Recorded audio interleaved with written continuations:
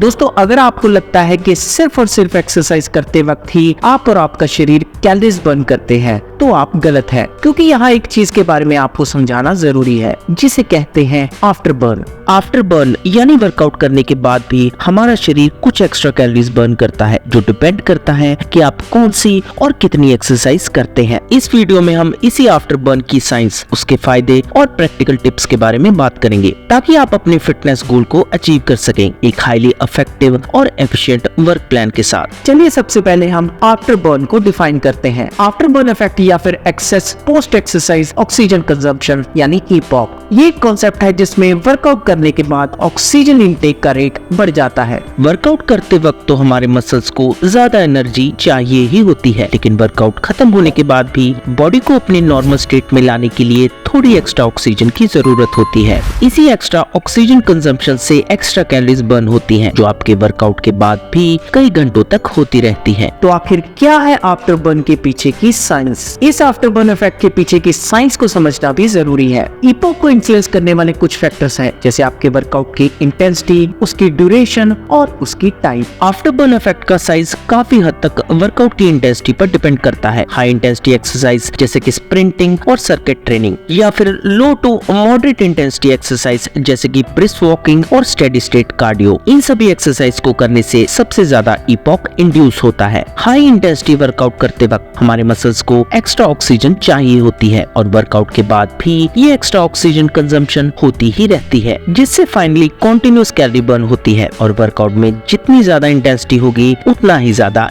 Epoch होगा। Now let's discuss how does duration of workout and after burn are related. Workout की duration भी EPOC पर असर डालती है। लंबा वर्कआउट स्पेशली जो 60 मिनट या उससे ज्यादा होता है, इतनी ड्यूरेशन का वर्कआउट ईपॉक को बढ़ाता है, लेकिन याद रखें कि ड्यूरेशन का असर इंटेंसिटी के कंपैरिजन में कम होता है। इसका मतलब है कि छोटा हाई इंटेंसिटी वर्कआउट लंबे लो इंटेंसिटी वर्कआउट से ज्यादा इफेक्टिव है। अब जानते हैं अलग अलग वर्कआउट और उनका आपकी ईपॉक पर असर। ईपॉक यानी excess post exercise oxygen consumption. आपका वर्कआउट टाइप भी ईपॉक को इन्फ्लुएंस करता है। एरोबिक एक्सरसाइज और रेजिस्टेंस ट्रेनिंग दोनों ही ईपॉक को इंड्यूस कर सकते हैं, लेकिन अलग अलग तरीके से। एरोबिक एक्सरसाइज जैसे रनिंग, साइकिलिंग और स्विमिंग, इन जैसी सभी एक्टिविटीज वर्कआउट के दौरान आपके हार्ट रेट और ऑक्सीजन कंजम्पशन को बढ़ाती है, जो अल्टीमेटली आपकी ईपॉक को बूस्ट करती है। लेकिन इस ईपॉक की range high intensity anaerobic activities से कम ही होती है। रेजिस्टेंस ट्रेनिंग जैसे कि वेट लिफ्टिंग और स्ट्रेंथ ट्रेनिंग में आपके मसल्स को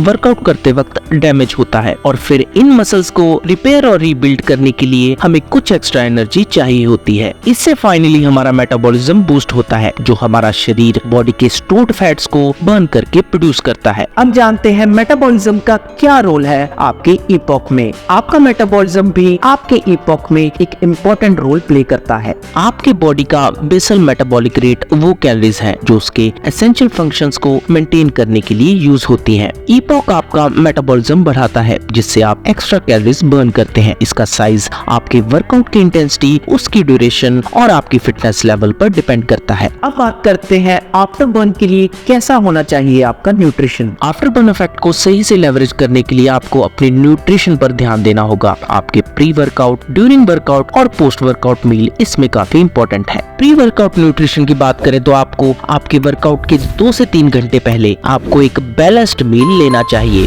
जो कि कार्बोहाइड्रेट, प्रोटीन और हेल्दी फैट्स प्रोवाइड करे। इसमें कुछ अच्छे ऑप्शंस हैं, जैसे oatmeal with berries and a scoop of protein powder, या फिर Greek yogurt with honey and nuts भी एक बेहतरीन प्री वर्कआउट है। इमीडिएटली आफ्टर वर्कआउट आपकी बॉडी रिकवरी और मसल रिपेयर के लिए प्राइम स्टेट में होती है। आपको कार्ब्स और प्रोटीन का combination immediately after workout consume करना चाहिए। कुछ पोस्ट वर्कआउट ऑप्शंस हैं, जैसे protein shake with whey protein and banana, या फिर grilled chicken with quinoa and steam vegetables. अब जानते हैं आप अपनी प्रोग्रेस को कैसे मॉनिटर कर सकते हैं। आफ्टर बर्न इफेक्ट को मैक्सिमाइज करने और अपनी प्रोग्रेस को ट्रैक करने के लिए अलग अलग टेक्निक्स और टूल्स का इस्तेमाल करना जरूरी है। वर्कआउट के दौरान हार्ट रेट मॉनिटर का इस्तेमाल करके आप इंश्योर कर सकते हैं कि आप टारगेट हार्ट रेट जोन को हिट कर रहे हैं, जो कि ईपॉक के लिए जरूरी है। ये monitors real time feedback feedback देते हैं, जिससे आप अपनी वर्कआउट के दौरान ही अपनी इंटेंसिटी को एडजस्ट कर सकते हैं। कई फिटनेस ट्रैकर और स्मार्टफोन ऐप आपको हेल्प करते हैं अपने वर्कआउट को मॉनिटर और रिकॉर्ड करने में, साथ ही अपनी कैलोरी बर्न को ट्रैक करने और अपनी प्रोग्रेस को एनालाइज करने में। ये टूल्स वर्कआउट की ड्यूरेशन और इंटेंसिटी की इंसाइट प्रोवाइड करते हैं, जो ईपॉक को ऑप्टिमाइज करने में मददगार होती है। रोज की कैलोरी इनटेक और एक्सपेंडिचर को रिकॉर्ड रखना आपको ये समझने में मदद करता है कि ईपॉक आपकी ओवरऑल फिटनेस प्लान में किस तरह फिट बैठता है। तो दोस्तों, कैसी लगी आज की वीडियो प्लीज कमेंट करके जरूर बताएं, और मैं जल्दी मिलूंगा